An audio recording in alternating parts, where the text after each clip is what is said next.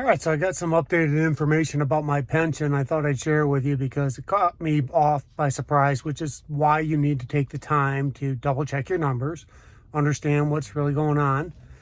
So it turns out that most of this is going to come down to a discussion about the spousal benefits, because that's really was the bigger change that I wasn't expecting to find out. So here's what it works out to be, is that for spousal benefit to kick in, I have to pay a 10% premium, basically insurance policy that goes toward the annuity for her. Now, the way that works out in this particular case at our pension is that you pay a 0.5% for every year that your spouse is younger than you, and with a maximum of 10%. Well, my spouse is quite a bit younger than me, so we have to go to the 10% number. So another piece of this puzzle is that I thought my spousal benefit that I would be paying for would also cover the supplement that I get until 65. Turns out that is not the case. The supplement is only for me, and if I pass before 65 when it goes away, my benefactors lose that as well. So there's up and downside with that, obviously. First of all, the 10% I would pay for spousal benefits does not affect the full pension number. That 30 and out number for me is going to be $4,600, and then I'll have to pay a 10% penalty for the annuity only for the actual lifetime pension number that I have to work with, which is approximately a $2,400 number. And so my penalty for that, or the 10% off, is basically $240. So it doesn't come off. It's not 10% off the 46. It's only 10% off the 2,400. The problem with that is that when you pay that penalty for that number gets basically my spousal benefit a return of 60% of what my actual pension is.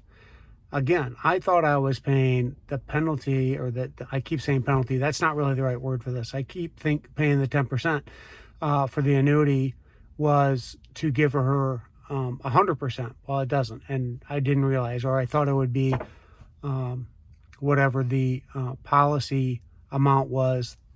Take the 10% off, that whatever that number was, that's what she would get after I passed. That is not the case. Now, we do have an option apparently that we can get 75% as a spousal benefit, and I'm still waiting to find out what that number and what that amount is, because the way it was proposed to me was, well, it's not worth it. By the time you pay it, you don't get enough extra. However, at this point, this difference between 60 and 70% is almost $400 a month. As long as it's not more than $400 a month to get that benefit, then why would I not do it? Because that number will last, like I said, that'll be paying my wife for possibly 20, 30 years. And so, yeah, I take the lower number to begin with, but it's really not that much of a difference if the long term is better for her. Now, again, I've pointed out this on this channel before. The reason I need that, or want that that number to be good for her, is because of the fact that I have an ailing heart. I have chronic congestive heart failure. At some point, I'm going to go before her. There's no doubt to that in my mind, at least at this point. So I want her to have the best setup she can have, and she's not in a position or a job that will give her a pension. Even though she teaches, she's so new. Up here in Illinois, she was on a private school, and they didn't have a pension plan. And where she's at in Florida, they have one, but she's so far out from getting to a point where she would never actually qualify. So I want her to have that best benefit that I can provide for her. And then also she will get the best benefit out of my Social Security as well, because I've always been the bigger earner between the two of us. And that could change.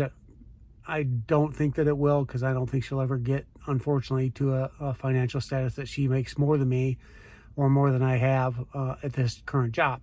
But the possibility is there, of course.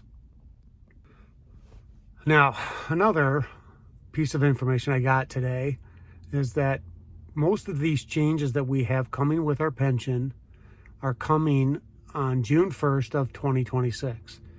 And that's when our pension 30 and out number bumps up, the supplement amount bumps from 4,400 to 46, and the